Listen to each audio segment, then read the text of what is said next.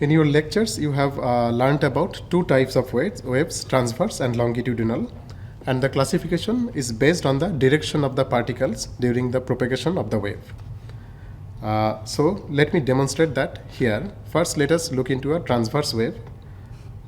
This is a model that describes both types of waves. So let me look at the transverse wave first. So this is a transverse wave.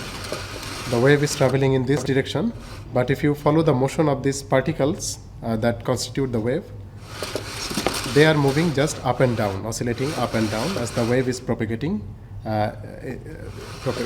So the motion of this particle is actually perpendicular to the motion of the wave. So that's why these are called transverse waves.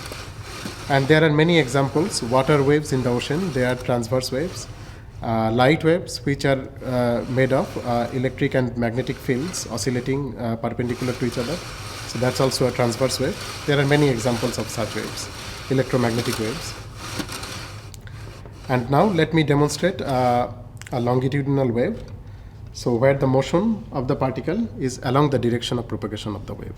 So this is a longitudinal wave. Now the wave is traveling in this direction, and if you look at the particles, they are also oscillating back and forth in the direction of propagation. So this is an example of a longitudinal wave. And an example is a sound wave. So if you create some disturbance at one end of the air molecules, that the air molecules oscillate back and forth as the sound wave propagates. So this is an example of longitudinal wave.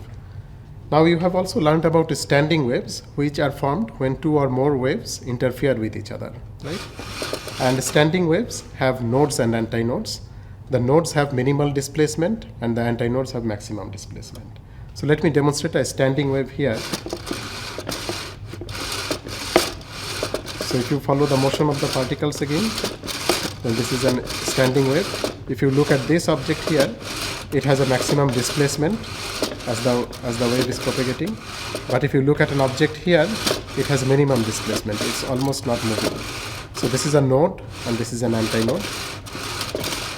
And this shows a standing wave pattern.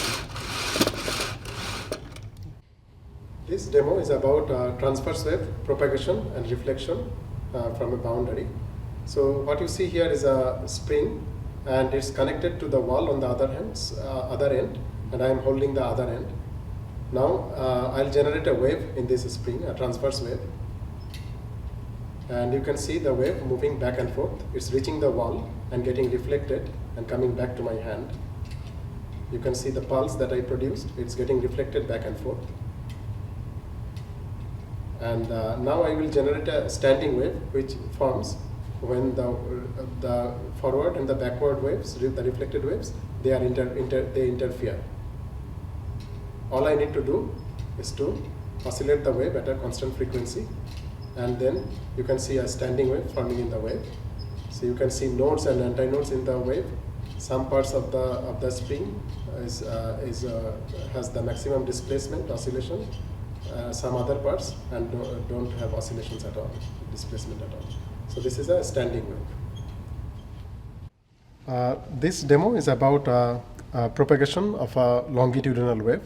So what you see here is a slinky is attached to one end of the table here. So that end is not able to move. And I will generate a wave, and let's see how the wave propagates. So you can see the longitudinal wave is propagating and getting reflected from the other end. And notice the movement of these coils is back and forth along the direction of the wave. So this is a longitudinal wave. And now we can do more interesting things with it. Try to form a standing wave. Let's see how a longitudinal standing wave looks like. And keep oscillating this at a particular frequency.